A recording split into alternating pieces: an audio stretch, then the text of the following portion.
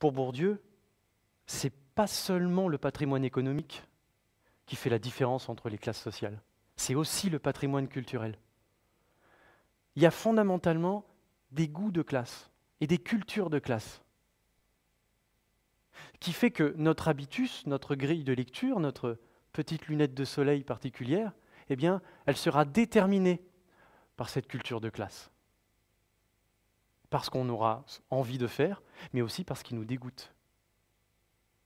Moi, quand j'étais petit, mes grands frères, parce que j'étais le cadet, et mes grands frères, je m'amusais à regarder mes grands frères qui jouaient au Trivial Pursuit. Alors, je ne sais pas si vous connaissez le Trivial Pursuit ? Ouais, le Trivial Pursuit, hein, c'est un jeu de société de culture générale où vous avez un camembert vide et vous devez remplir vos parts de camembert avec les différentes thématiques de questions qu'il peut y avoir. Alors, les thématiques, c'est géographie, sciences et nature, art et littérature, divertissement, sport et loisirs, et j'en oublie un toujours, je ne sais plus. Science, j'ai dit science. Bref. Bon, on a toujours ses préférences. Mais ce que j'ai pris conscience à travers ce jeu, il y a quelques années, quand j'ai rejoué avec mes potes de fac, c'est que selon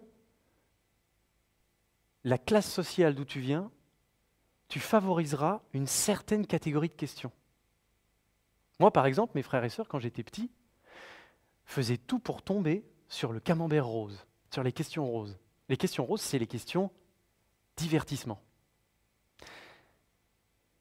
Et quand je jouais avec mes potes de fac, il y a quelques années, eux, leurs questions préférées, c'était les questions marron, les questions art et littérature. C'est pas pareil, hein. Mais il y avait un truc encore plus vicieux. C'est-à-dire que mes potes de fac, non seulement ils aimaient les questions art et littérature, mais en plus, il était bien vu de ne pas savoir répondre aux questions divertissement. Et moi, à l'époque, j'étais naïf. Je jouais à un jeu de société, le but c'était de gagner. Et donc, il y a une question rose, je connais la réponse, je dis la réponse. Alors Maxime, à toi, question rose, quel est le nom de la villa de Johnny Hallyday à Ramatuelle ? Paix à son âme. Et moi j'arrive, je fais « Ah, c'est la Lorada !» Et là, t'as mes potes, ils me regardent, ils font « Tu sais ça, toi ?»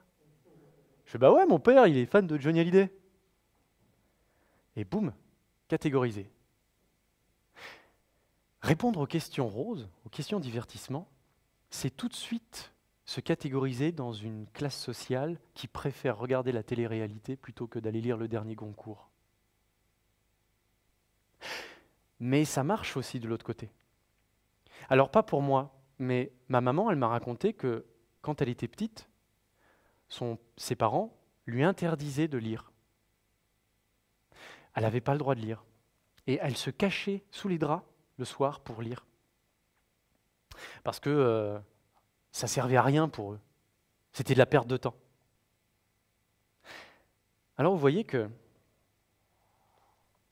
selon la classe sociale, on va mépriser certaines pratiques qui sont les goûts de la classe de l'autre, de la classe sociale auquel vous n'appartenez pas. Je ne sais pas vous, mais moi le caviar, je déteste ça.